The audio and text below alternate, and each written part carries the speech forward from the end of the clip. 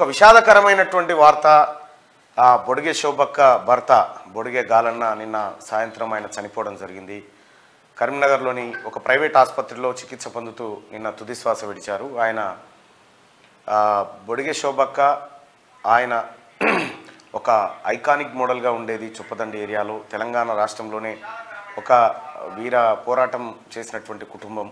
ఆ కుటుంబంలో బొడిగే గాలన్న చనిపోవడం అత్యంత బాధాకరమైనటువంటి విషయం. గాలన్న గతంలో పీపుల్స్ వార్స్లో పనిచేసిండు. ఆ తర్వాత శోభక్కతో వివాహమైంది. శోభక్కతో వివాహం తర్వాత అయితే కొద్దిగా ఆరోగ్యం బాగలేక గత కొంతకాలం నుంచి తీవ్ర ఇబ్బందులు పడుతూ ఉన్నాడు. చాలా అందుకోసమే మొన్నటిసారి చొప్పదండి ఎన్నికల్లో గాలన్న పెద్దగా అంటే శోభక్క కూడా అటు దృష్టి పెట్టలేకపోయింది. తద్వారా వాళ్ళు కొద్దిగా ఇబ్బంది పడ్డారు, అటు రాజకీయంగా ప్లస్ ఇప్పుడు కుటుంబ పరంగా కొంత ఇబ్బందులో ఉంది. శోభక్క ఇంట్లో విషాదం జరిగింది. గాలన్న ఆత్మకు శాంతి జరగాలని నాకు మిత్రుడు చాలా మంచి ప్రతిసారి నాకు ఫోన్ చేసి అన్న ఇది ఇట్లా చేస్తే బాగుంటుంది, అది అట్లా చేస్తే బాగుంటుంది అని చెప్పి అనేక సార్లు నాకు సలహాలు ఇచ్చినటువంటి గాలన్న ఇక దూరం అవడం నిజంగా అది అత్యంత బాధాకరమైనటువంటి విషయం. దానికి సంబంధించినటువంటి వీడియోస్ ఒకసారి చూద్దాం.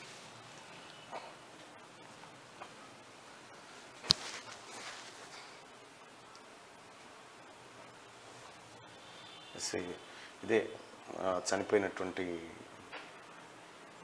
ఆయన బొడిగే శోభక్క బాగా రోధిస్తూ ఉంది.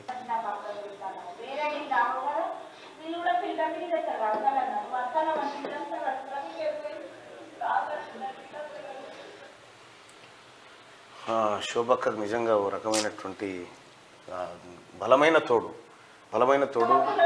శోభక్క నిర్ణయాల్లో అన్నిట్లలో ముందుంటేటువంటి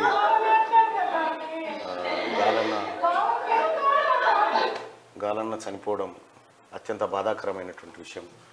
సో ఆయన ఆత్మకు శాంతి చేకూరాలని క్యూనిస్గా తిన్మార్ మల్లన్నగా కోరుకుంటా ఉన్నాం. బొడిగే శోభక్క బొడిగే గాలన్న అంత్యక్రియలు ఇవాళ నిర్వహించే అవకాశం ఉంది. సో కరీంనగర్లో నిర్వహిస్తారా, మరి హుజురాబాద్లో నిర్వహిస్తారా, ఇక్కడ నిర్వహిస్తారా?